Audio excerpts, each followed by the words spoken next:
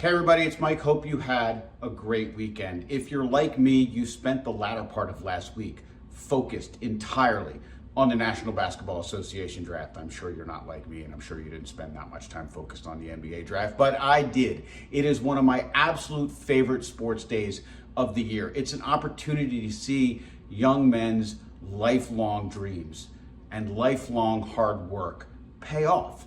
And one of my favorite moments of the draft was when a guy by the name of Danny Wolf, who went to the University of Michigan, was at Yale before then, when he was drafted by the Brooklyn Nets late in the first round, and his entire family was just wrought with emotion.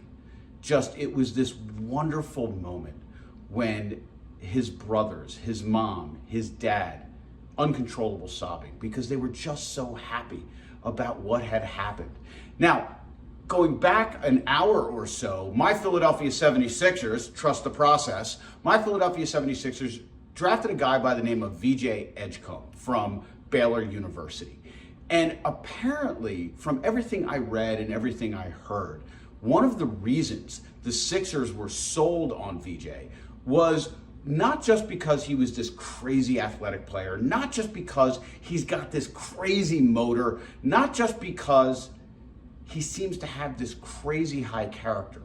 But during the course of the interview, the pre-draft interviews that the Sixers conducted with Edgecombe, he just blew them away. And it's really interesting because you hear a lot during the draft process, NBA, NFL, WNBA, Major League Baseball, NHL, whatever it happens to be, about promises that are made to players, about some things that go on during the interview process that seem a little sketchy, which of course took me to what are some of the things that we should not be doing during our own interview processes. And we've talked in the past about the importance of selling during the course of an interview. We've talked in the past about being prepared, about thinking outside the box, about not always following the linear approach to hiring. What I want to talk to you about are three things that I think really can cause problems in the interview process. The first one is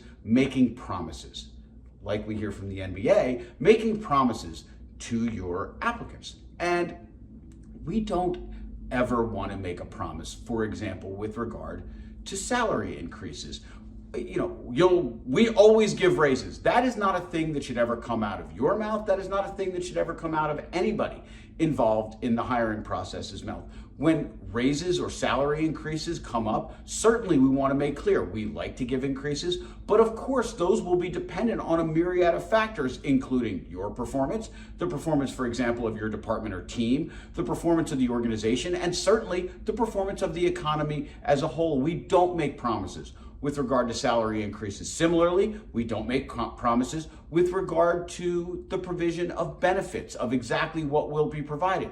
We don't make promises with regard to bonuses for the same reason that we talked about salary increases. And finally, we never want to make a promise with regard to job security. A statement, for example, along the lines of, you'll have this job for as long as you want, in certain jurisdictions actually has been found to be an implied promise of continued employment, which is to say the at-will employment doctrine kind of falls out, and the only reason you could let go of somebody under these kinds of circumstances is for cause. So we don't want to make promises with regard to pay increases. We don't want to make promises with regard to the payment of bonuses. We don't want to make promises with regard to the provision of benefits or with regard to job security. Number one, we avoid promises. Number two, questions that impact or implicate somebody's membership in a protected class.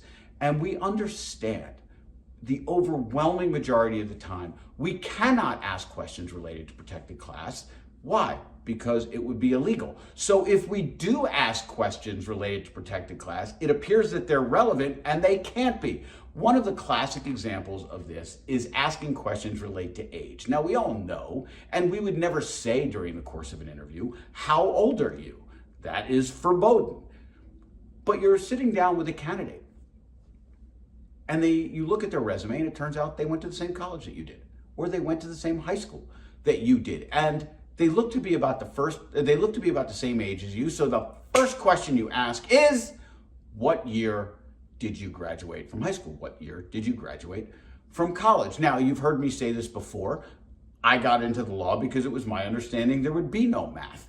But even with what are my extraordinarily limited math skills, if somebody tells me what year they graduated from high school, what year they graduated from college, it may take all 10 fingers and all 10 toes, but I'm pretty easily going to be able to figure out about how old that person is. And when we spend 30 minutes out of the next 45-minute interview talking not about prior experience, talking not about qualifications, talking not about educational background, but rather talking about sports teams we played on, TAs we knew, bands we went and saw, and ultimately we make the decision not to hire this person, of course not because of the person's age, but rather because this was not the most qualified individual for the job. That is not what the lawsuit is going to say.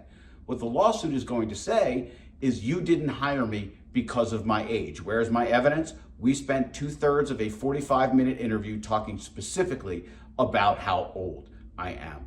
We don't make promises. We don't ask questions that relate directly or indirectly to somebody's membership in an EEO protected class. And finally, we stay away from questions or areas of inquiry that are just too personal. Anybody that knows me for about 14 seconds, you will hear about my wife, you will hear about my daughters. Why? It's like what I like to talk about.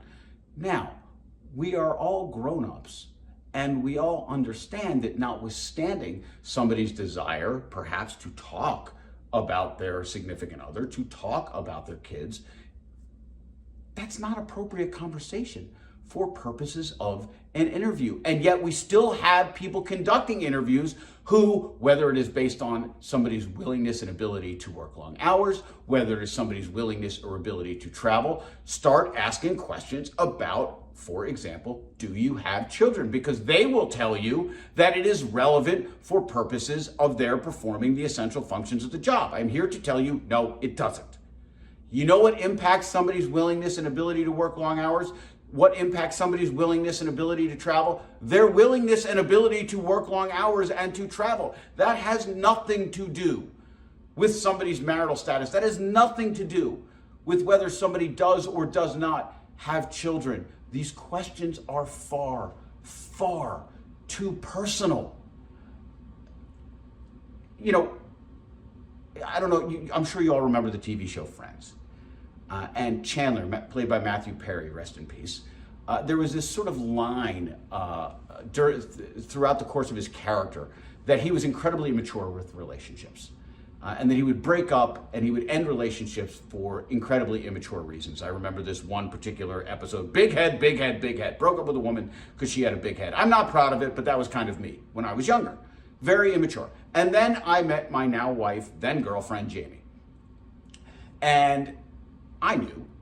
And we went out one night for dinner with my dad. And we're sitting at dinner, and my dad's a pretty affectionate guy. Very much I love you, very much hugging, very much kissing. And Jamie excused herself for a minute. And when Jamie excused herself, my dad kind of leans across the table, takes me by the back of the neck, and he starts pulling me in. And I think I'm getting a kiss. I'm thinking I'm getting a love, and I love you. That's not what was coming. He looked at me dead in the eye, and he said to me, and I'll clean it up, if you F this one up, I'm going to kill you. So we got married. And then the moment we got married, what did people start asking? When are you going to have kids? Why don't you have kids? Don't you think it's time to have kids? Somebody please explain to me why this is any of your damn business. Imagine this scenario.